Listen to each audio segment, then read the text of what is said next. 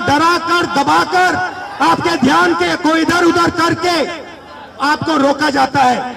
इस देश में आपके लिए कोई जगह नहीं है। 90% के लिए इस देश में कोई रास्ता नहीं है। कॉर्पोरेट इंडिया में आपके कितने लोग? जीरो। आप हाई कोर्ट देखो, आपके कितने लोग? जीरो। आप एजुकेशन सिस्टम के मालिकों को देखो, मेडिकल सिस्टम के मालिकों को देखो, आपके लोग कितने? जीरो। मगर मनरेगा की लिस्ट निकालो, आपके लोगों से भरी हुई है।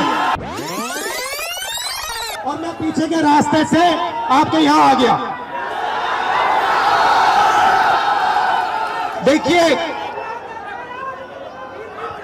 दलित, पिछड़ा वर्ग, अति पिछड़ा वर्ग, आदिवासी वर्ग, आपके खिलाफ इस देश में 24 घंटा अत्याचार होता है। आपको दबाया जाता है, आपको शिक्षा के सिस्टम में रोका जाता है, आपके खिलाफ पेपर लीक किया जाता है और आपके करियर को रोकने के लिए, खत्म करने के लिए किया जाता है। हमने 3 मांगे की हैं। सबसे पहले जाति जनगणना, सही तरीके का जाति जनगणना जो हमने तेलंगाना में किया। दूसरी बात, कानून, हिंदुस्तान का कानून है कि प्राइवेट कॉलेजेस और यूनिवर्सिटीज में आरक्षण होना चाहिए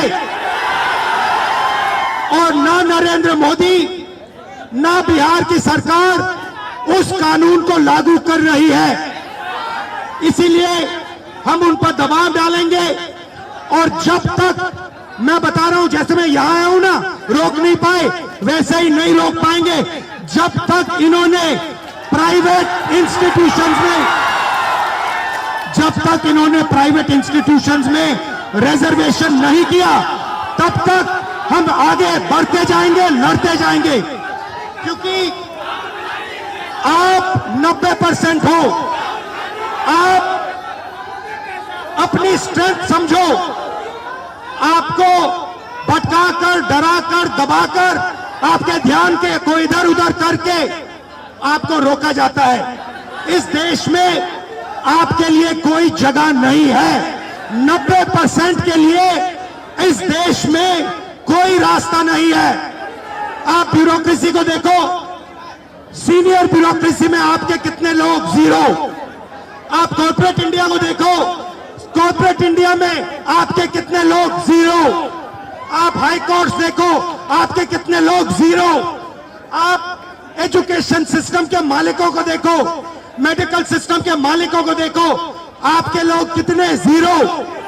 मगर मनरेगा की लिस्ट निकालो, आपके लोगों से भरी हुई है। मजदूरों की लिस्ट निकालो, आपके लोगों से भरी हुई है। सारे के सारे कॉन्ट्रैक्ट्स, सारा का सारा धन 5-10% के हाथ में जाता है और आपको उल्टी सीधी बात बताकर आपके ध्यान को इधर उधर कर दिया जाता है। आपको एक साथ खड़ा होना है और 3 मांगे हैं।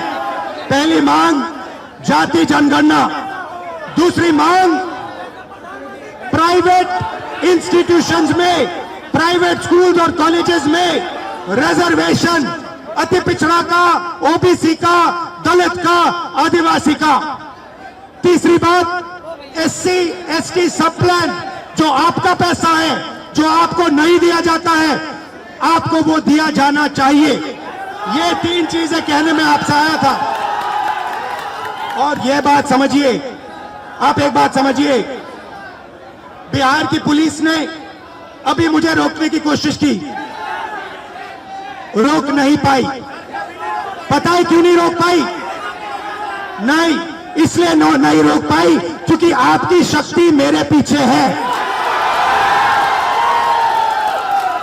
आपकी शक्ति मेरे पीछे है, इसीलिए कोई, दुनिया की कोई शक्ति उसको रोक नहीं सकती है। हमने कहा, हमने नरेंद्र मोदी से कहा, पार्लियामेंट में कहा, तुम्हें जाति जनगणना करना पड़ेगा। हमने उससे कहा कि तुम्हें संविधान को यहां माथे पर लगाना पड़ेगा। नरेंद्र मोदी जी ने आपके दबाव से डरकर जाति जनगणना हिंदुस्तान में घोषित किया है। आपके दबाव से डरकर उन्होंने कॉन्स्टिट्यूशन अपने माथे पर लगाया है, मगर वो लोकतंत्र के खिलाफ है, संविधान के खिलाफ है, जाति जनगणना के खिलाफ है। और जो 90% हिंदुस्तान की गरीब आबादी है, अति पिछड़ा, दलित, आदिवासी, माइनॉरिटीज, ये इन सब के खिलाफ है। ये अदानी अंबानी की सरकार है, ये आपकी सरकार नहीं है।